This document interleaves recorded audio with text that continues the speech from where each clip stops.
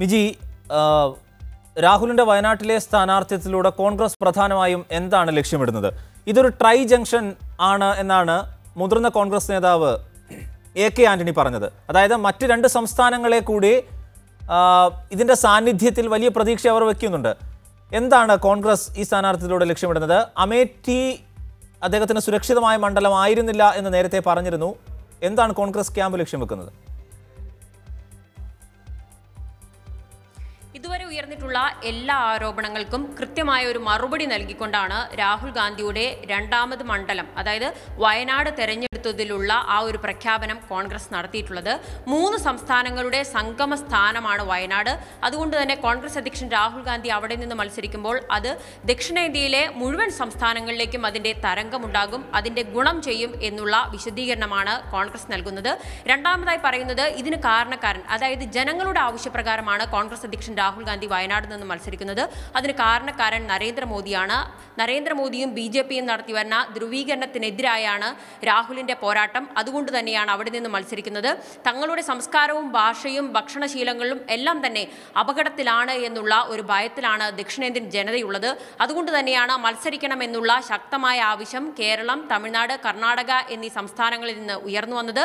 എന്നാൽ അതിന് ഉചിതമായ ഒരു മണ്ഡലം എന്നുള്ള നിലയിലാണ്, അതായത് ഈ 3 സംസ്ഥാനങ്ങളുടെയും സംഗമ സ്ഥാനം എന്നുള്ള നിലയിലാണ് കർണാടക തെരഞ്ഞെടുത്തിട്ടുള്ളത്. എല്ലാ സംസ്ഥാനങ്ങൾക്കും അതിൻ്റെ തരംഗം എത്തുന്ന വിധത്തിലുള്ള ഒരു മണ്ഡലം വയനാടാണ്. അത്തരത്തിലാണ് വയനാട് തെരഞ്ഞെടുത്തിട്ടുള്ളത് എന്നുള്ള ഒരു വിശദീകരണമാണ് ഇന്ന് മുതിർന്ന നേതാക്കൾ ഈ ഒരു പ്രഖ്യാപനം നടത്തിക്കൊണ്ട് പറഞ്ഞത്. ഇടതു സ്ഥാനാർത്ഥിക്കെതിരായ പോരാട്ടമാണല്ലോ വയനാട്ടിൽ രാഹുൽ ഗാന്ധി നടത്താനിരിക്കുന്നത് എന്നുള്ള ചോദ്യത്തിന് ഇടതു വലത് പോരാട്ടം എന്നുള്ള നിലയിലല്ല ഇതിനെ കാണേണ്ടത്. ഇത് മോദിക്കെതിരായ ഒരു പോരാട്ടമാണ് എന്നുള്ള ഒരു വിശദീകരണമാണ് ഇന്ന് നൽകിയത്. കാരണം ജനങ്ങൾ ആവശ്യപ്പെടുന്നുണ്ട് അത്തരത്തിൽ ദക്ഷിണേന്ത്യയും ഉത്തരേന്ത്യയും തമ്മിൽ നേരത്തെ ഉണ്ടായിരുന്ന സ്നേഹത്തിൻ്റെയും സഹകരണത്തിൻ്റെയും ആ ഒരു പാതയിൽ വിള്ളൽ വീണിരിക്കുകയാണ് നിലവിൽ. അത് നികത്താനാണ് രാഹുൽ ഗാന്ധിയുടെ വരവ് എന്നുള്ള ഒരു വിശദീകരണമാണ് നേതാക്കൾ നൽകിയത്. ഒപ്പം BJP ഉയർത്തുന്ന ആ ശക്തമായ ആരോപണം, അമേഠിക്ക് പുറമെ വയനാട് പോലുള്ള ഒരു സുരക്ഷിത മണ്ഡലം തെരഞ്ഞെടുത്തുകൊണ്ട് രാഹുൽ ഗാന്ധി മത്സരിക്കുന്നത് എന്ത് സന്ദേശമാണ് നൽകുന്നത് എന്നുള്ള ഒരു ചോദ്യം BJP ഉന്നയിച്ചിരുന്നു. പരാജയ ഭയമാണ് രാഹുൽ ഗാന്ധിക്ക് എന്നുള്ള ഒരു പ്രചാരണമാണ് സ്മൃതി ഇറാനി അടക്കമുള്ള BJPയുടെ മുതിർന്ന നേതാക്കൾ നടത്തിയിരുന്നത്. എന്നാൽ അതിന് ഒരു ഉത്തരം എന്നതിലുപരി സ്മൃതി ഇറാനിക്ക് എന്ത് യോഗ്യതയാണ് ആ ഒരു ആരോപണം ഉന്നയിക്കാനുള്ളത് എന്നുള്ള ഒരു മറു ചോദ്യമാണ് കോൺഗ്രസ് ഉന്നയിക്കുന്നത്. നിരവധി തവണ ഒരു പരാജയപ്പെട്ട നേതാവാണ് അവർ.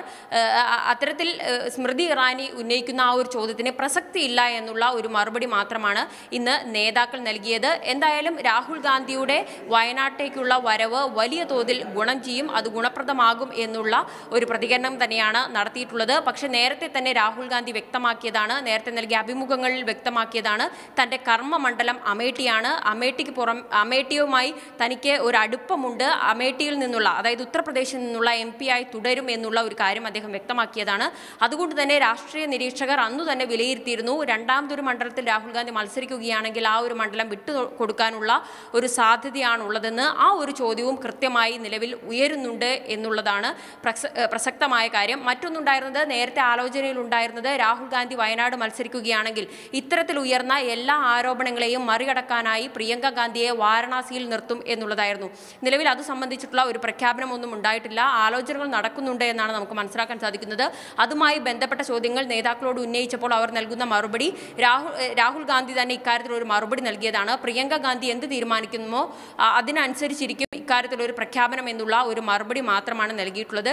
എന്തായാലും ഇതുവരെ ഉണ്ടായ അനിശ്ചിതാവസ്ഥയ്ക്കെല്ലാം വിരാമമായിരിക്കുകയാണ്. ബാഹ്യ സമ്മർദ്ദങ്ങൾക്ക്, അതായത് UPAയിലെ ഘടകകക്ഷികൾക്കിടയിൽ നിന്നു തന്നെ വലിയ തോതിൽ സമ്മർദ്ദം രാഹുൽ ഗാന്ധി നേരിട്ടിരുന്നു.